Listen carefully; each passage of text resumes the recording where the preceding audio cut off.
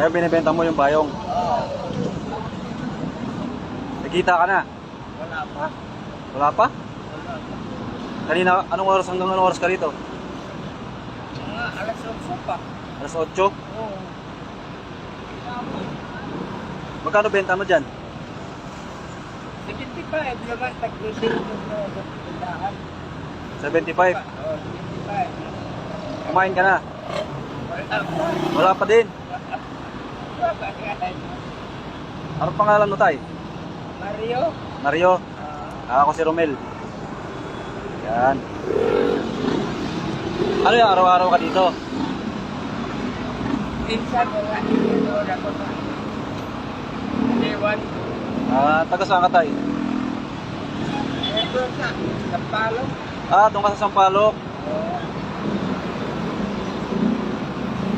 Hanggang anong oras ka? Ito.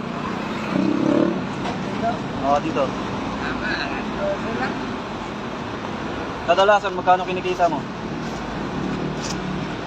Minsan, kinikita naman ako na minsan na naman. Buwan, mga tatlo. Dalawa.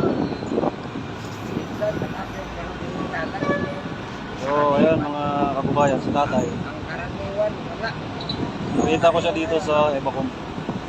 So, kaya tinatanong ko kasi. Hindi ka pa kumain, tay?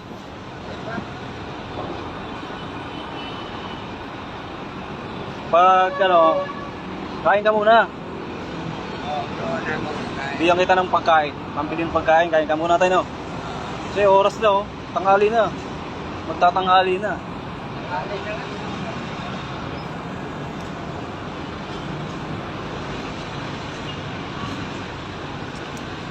Yung payong binibenta mo yan pag nagawa mo na. Gawa na. Pag nagawa na.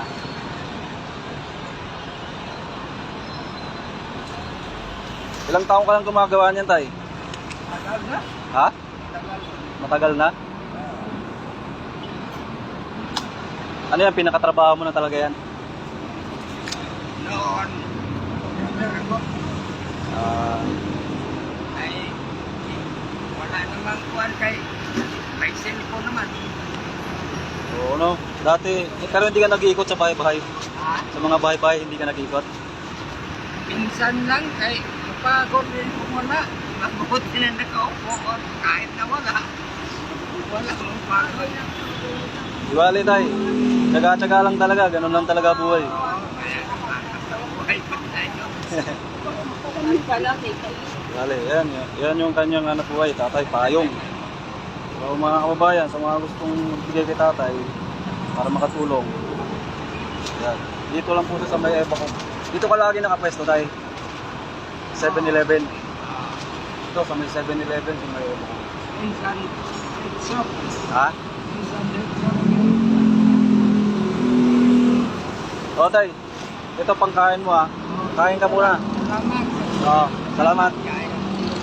Sana makabenta ka ng marami. Oo. Nagkayo tayo.